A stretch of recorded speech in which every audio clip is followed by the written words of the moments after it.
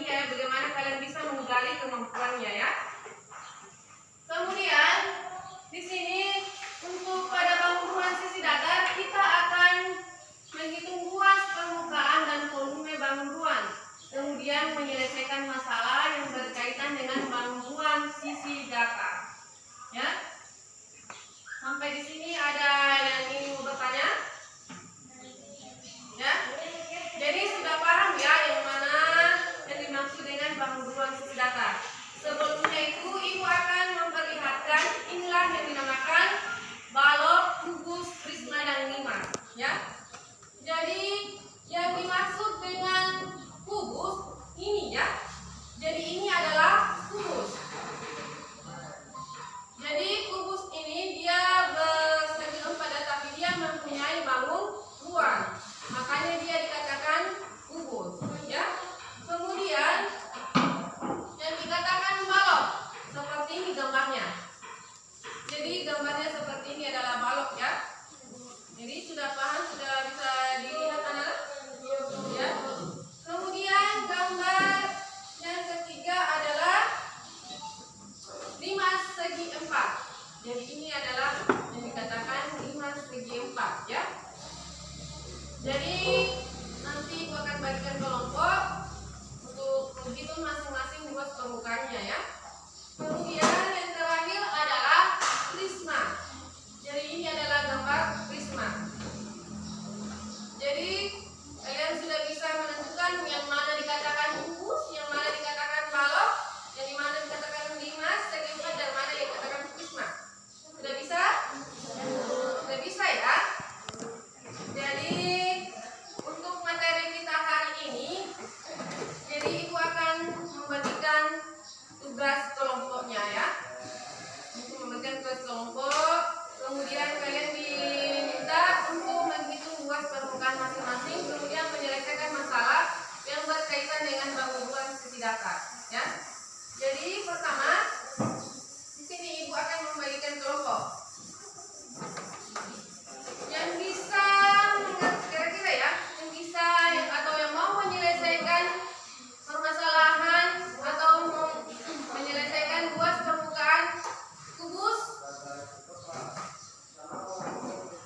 ini ya, yang mau menyelesaikan prisma siapa? Yang antara anak-anak yang mau mengerjakan prisma ya, angkat tangan ya.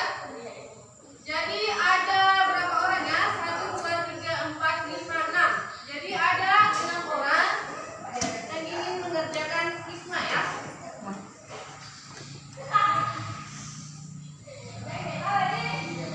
Kemudian yang ingin mengerjakan kubus siapa?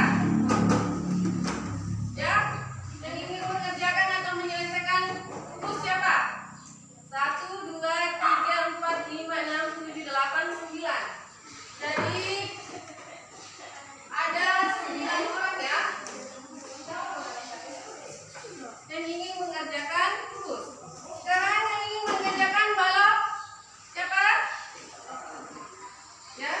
Jadi ada berapa orang yang mengerjakan balok? 1, 2, 3, 4, 5, 6. Jadi ada 6 orang yang ingin mengerjakan balok ya.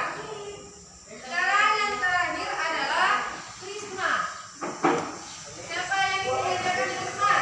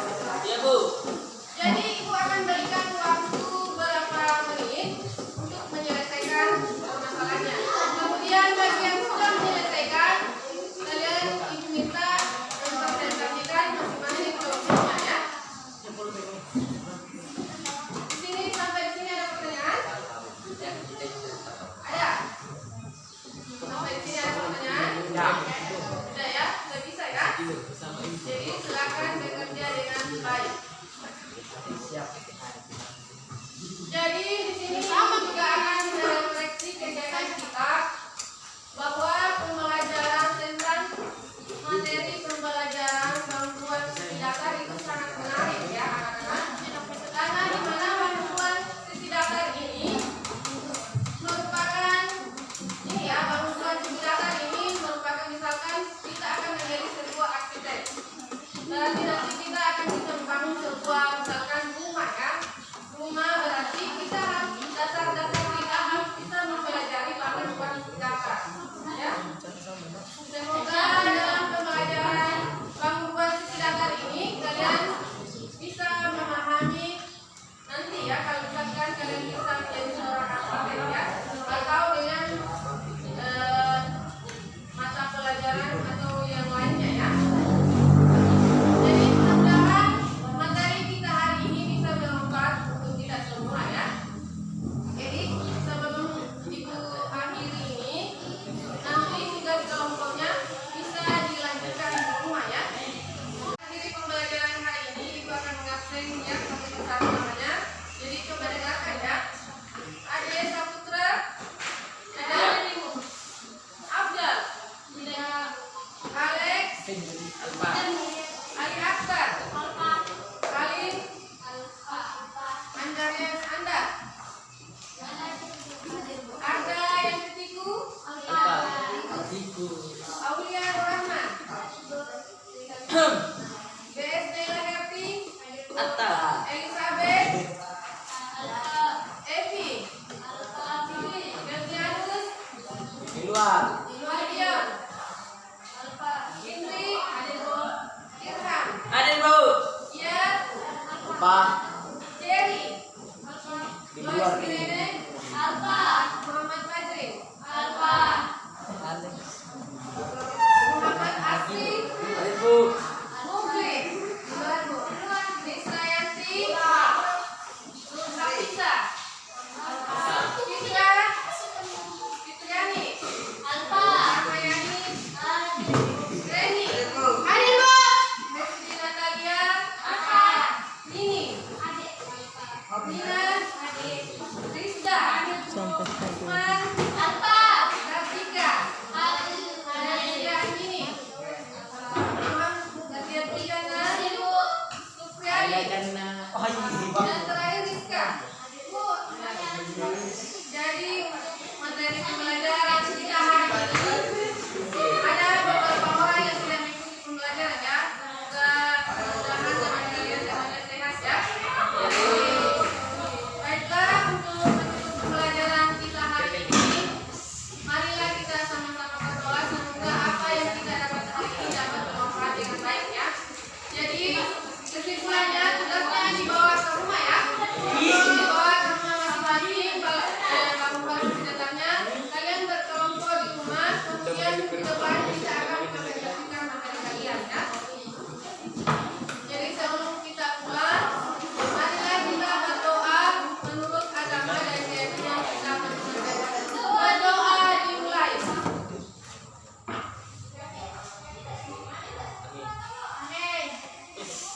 Doa selesai.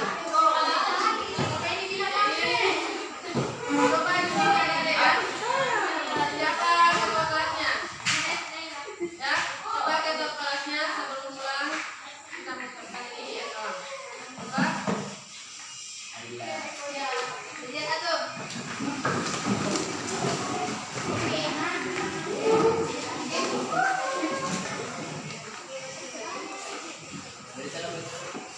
Dua, dari salam kepada Bu Guru.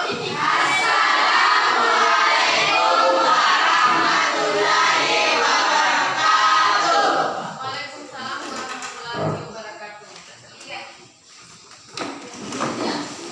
Tiga. Jadi sekarang kalian boleh pulang ya.